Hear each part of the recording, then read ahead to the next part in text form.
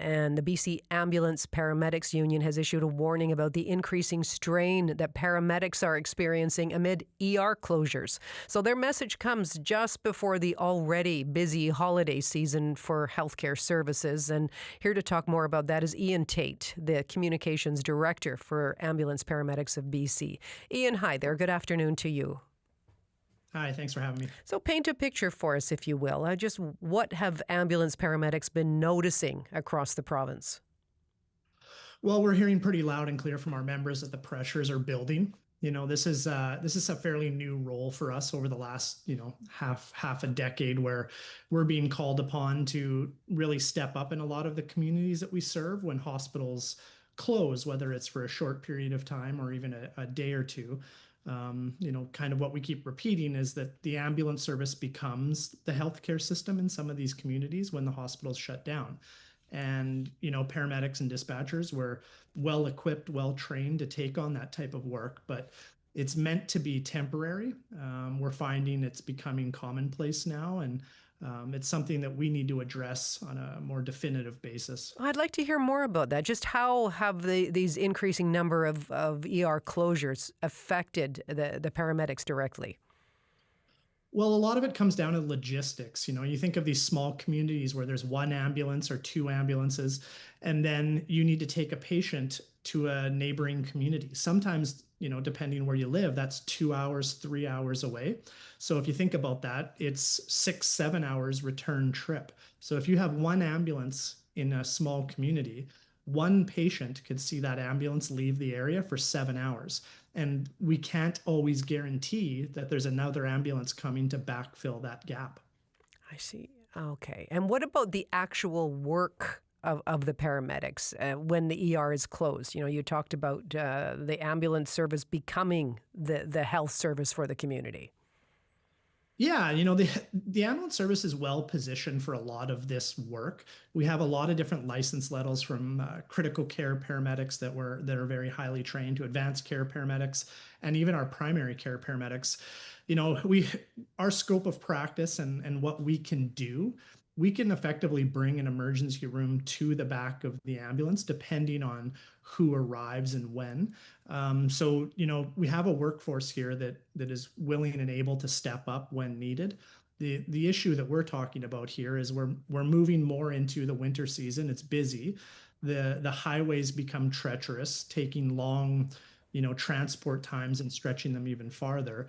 And like I said before, these things used to be temporary and few and far between, but now they're commonplace. I see. So, and you're putting out this warning now. What is the message to British Columbians in terms of the potential impact on them? Well, if you live in a community that is prone to hospital closures, you need to have a plan, and you need to have your communications system in place. So what we don't want to see is somebody suffering from a medical event and then they drive, their partner or their spouse to the hospital at 1 a.m. to find a closed sign. What we're advocating for is call 911 when you're in doubt, or if need be, try to have processes in place so that you can be aware of when the hospital is closed.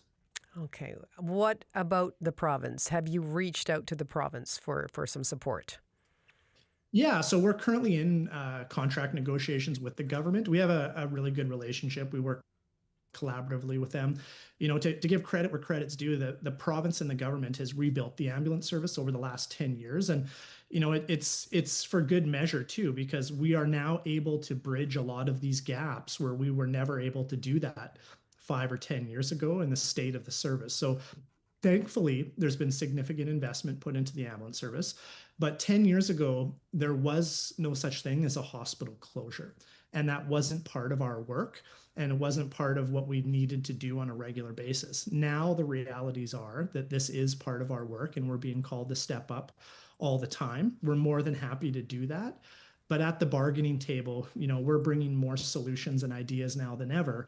And we just need to make sure that those supports are in place for our members for this new type of work. Okay, but supports for your members, but also supports across the system by the sounds of things. Is the province making any promises on that, to recruit more healthcare workers, to keep ERs open? Yeah, and this is when we table things like wages and benefit packages, a lot of that is actually to help with recruitment and retention. So we live, as you're well aware, in one of the most expensive provinces in all of Canada. So it's very hard to attract people from other provinces that are medical professionals because the cost of living is really high here. So to give government credit where it's due, that they've had a huge recruitment undertaking in the last couple of years. I don't think internationally or nationally it's really proven successful. We've hired people with some lower level skills and we're trying to train them up to our levels. So we have gotten people in. We still have hundreds of open positions, and we're trying to move forward with increasing a lot of our contract to help with that. Okay.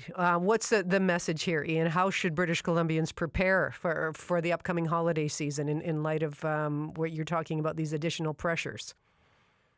Yeah, like I said, if you live in a community that historically has hospital closures, if you live in a community where the roads can become treacherous, just keep in mind that 911 is your best bet, and we just don't want people showing up to the hospital to find it closed and then calling 911. Call 911 first, and then we can go from there and anticipate delays. And if you need to be transported out to a neighboring community, there could be a bit of a delay in getting that higher level of care. We appreciate your time today, Ian. Take care. Thank you. That's Ian Tait, Communications Director for the Ambulance Paramedics of BC.